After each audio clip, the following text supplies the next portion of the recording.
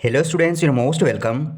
आज के इस वीडियो में हम रेशियो के इम्पोर्टेंट क्वेश्चन देखेंगे और आज के जितने भी क्वेश्चन है इसमें किसी भी प्रकार से पेन पेपर की आवश्यकता नहीं है। देखिए, हम ये 4 से 5 क्वेश्चन कंप्लीट करते हैं। अगर आपने पिछले वीडियो नहीं देखे तो आप प्लेलिस्ट में जाकर पिछले सारे वीडियो देख सकते हैं। देखिए, यहाँ पर ये एनालॉजी का क्वेश्चन है, लेकिन हम इसको मैथमेटिक्स अप्रोच से भी सोल्व कर सकते हैं। यहाँ पर क्वेश्चन में लिखा है कि जिस प्रकार 5 का रिलेशन 15 से है, उसी प्रकार हमको 8 से रिलेशन फाइंड करना है। यहाँ क्या होगा, यहाँ पर हमें 5 का रिलेशन 15 से बना हुआ है ना। तो यहाँ पर क्या किया होगा, यहाँ 5 में 3 का मल्टीप्लाई किया तब जाकर 15 बना है। इसी प्रकार मैं अगर 8 में 3 का मल्टीप्लाई करता हूँ तो मेरे को यहाँ पर इसकी वैल्यू 24 मिलना चाहिए, जो कि मिल रही है। ठीक है, अगर ये ऑप्शन में है तो यही हमारा सही आंसर है, मतलब ऑप्शन ए हमारा राइट आंसर है। इसको हम दूसरे अप्रोच से भी कर सकते हैं। कैसे, यहाँ पर देखो, ये जो लिखा है इसको मैं फिर से लिख देता हूँ। 5:15, 8:? ये फर्स्ट है, ये सेकेंड है, तृतीय है और ये चतुर्थ है। तो यहाँ पर क्या हो रहा है, हमको ये फाइंड करना है। तो इसको इस प्रकार से लिखा जाता है, 5/15 इक्वल टू 8/? आप यहाँ पर क्वेश्चन मार्क की वैल्यू निकालो। इसको आप इस साइड ले जाओ, पहले आप इसको सरल कर लो। 5 या 15, 3 आ गया बटे में। अब देखो, क्वेश्चन मार्क का मल्टीप्लाई यहाँ 1 में होगा तो क्वेश्चन मार्क 1 हो ही रहेगा। अब यहाँ पर देखो, इधर क्या हो गया, 8 गुणा 3, तो आपका आंसर ऐसे भी 24 बन रहा है। तो आप कह सकते हैं क्वेश्चन मार्क की वैल्यू 24 है। ऑप्शन ए आपका सही आंसर है।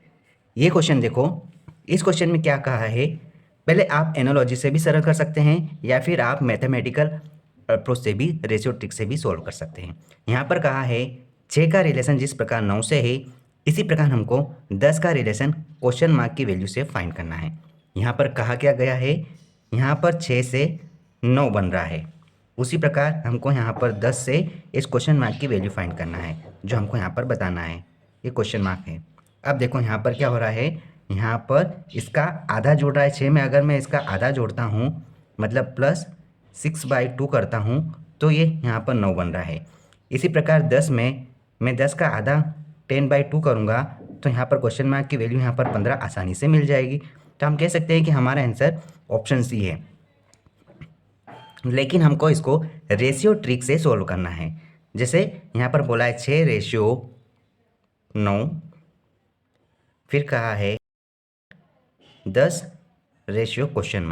अब हमें यहाँ क्या करना है, ये फर्स्ट है, सेकेंड है, थर्ड है, फोर्थ है। तो आप यहाँ पे लिखो 6/9 इक्वल टू 10/? अब आप देखो यहाँ पर पहले आप इसको सरल कर लो।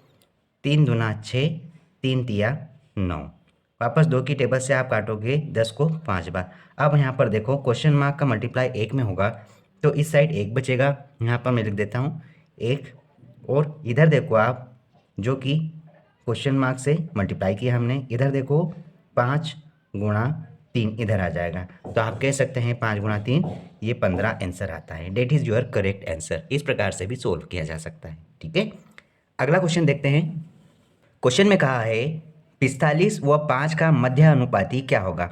हमें यहाँ पर संख्या दी है 45 व 5 का मध्य अनुपाती, मतलब बीच का संख्या निकालना है। तो यहाँ पर देखो, इसको इस प्रकार से रेशियो अप्रोच से सॉल्व करेंगे तो यहाँ पर क्या हो जाएगा, 45/x, हमको मध्य अनुपाती मालूम नहीं है तो हम इसको इस प्रकार से लिखेंगे। हमें ये फाइंड करना है।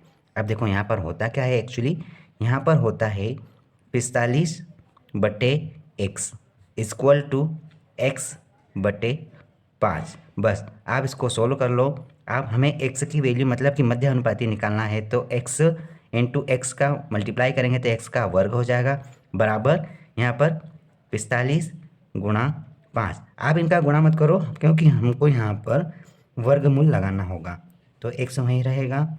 आप वर्गमूल लगाओ, इसको तोड़ो आप, 5 9 की 45, मतलब कि 9×5, 45 लिख दिया, गुणा 5 करो। अब अगर आप ध्यान से देखोगे तो आपको इसको सोल्व करना पड़ेगा। सोल्व करने के लिए देखो, हमको वैल्यू को बाहर निकालना है, तो हमको यहाँ पर पेयर बाहर निकालना पड़ेगा। 2 का एक पेयर, जैसे यहाँ पर 2 है 5, तो एक बार 5 बाहर निकाला। अब आप ध्यान से देखो, यहाँ 9 है 9 का वर्गमूल 3 होता है।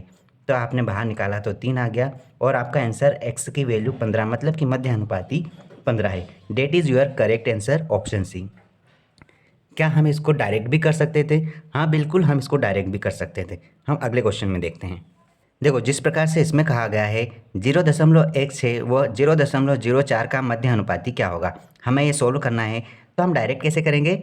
हमको यहाँ पर मध्य अनुपाती, देखो हम ये भी कर सकते हैं कि ये कोई संख्या है ए, बी और सी, हमको ये मध्य अनुपाती निकालना है तो हमको बी की वैल्यू निकालना है। हम क्या करेंगे, हम यहाँ पर बी की वैल्यू निकालेंगे तो क्या करेंगे, अंडर रूट में ए और सी की वैल्यू लिखेंगे। हमने पिछले सवाल में भी तो यही किया था, यहाँ पर वर्ग था तो वर्ग को कन्वर्ट किया तो इधर वर्गमूल लग गया और अंदर पहली और तीसरी वैल्यू को लिखा था। बस आप यहाँ पर मान लिख दो, यहाँ पर लिखो आप 0.16 गुणा 0.04। अब आप इसको सोल्व करो, इसका आंसर क्या आएगा? देखो यहाँ पर इसका आंसर क्या आएगा, यहाँ पर आप पहले इनका मल्टीप्लाई कर लो। कितना हो गया? देखो पहले संख्या संख्या का मल्टीप्लाई करो, 16 चौक 64 आपने लिखा। अब देखो दशमलव के बाद कितने अंक है, 2 यहाँ है और 2 यहाँ है, कितने टोटल 4 अंक है। तो यहाँ पर 1 2 2 अंकों की कमी है तो आप इस साइड लगाओगे 0। तो 2 अंकों के बाद आपने 0 लगाया, ये 4 अंक बन गए। अब इसका आप वर्गमूल लिखोगे तो देखो अंदर 4 संख्याएँ हैं दशमलव के बाद, तो जब वर्गमूल कन्वर्ट हो जाएगा तो दशमलव के बाद सिर्फ 2 अंक रहेंगे। देखो 64 का कितना हो जाएगा, 8 हो जाएगा। तो आप इसका आंसर 0.08 बोल सकते हैं। यह इसका तृतीय अनुपात है। डेट मीन्स ऑप्शन ए हमारा सही आंसर है, 0.08 इस करेक्ट आंसर। इस प्रकार से इसको सोल्व किया जाता है। एक लास्ट क्वेश्चन देखो, अगर आप इस क्वेश्चन को देख रहे हैं a/4 is equal to b/5, तो a रेशियो b का वैल्यू बताना है। आप रेशियो ट्रिक में, रेशियो को क्वेश्चन में ये हमेशा ध्यान रखना कि a के पास कोई वैल्यू नहीं है और b के पास भी कोई वैल्यू नहीं है और बटे में अगर कोई संख्या है तो याद रखना वही यहाँ पर उस वैल्यू का मान होगा। यहाँ पर b का मान 5, a का मान 4 है। तो आप कह सकते हैं कि a रेशियो b क्या होगा, यहाँ पर 4/5। Date is your correct answer. ठीक है, तो यहाँ पर 4/5 क्या है, ऑप्शन बी हमारा सही आंसर है। All the best.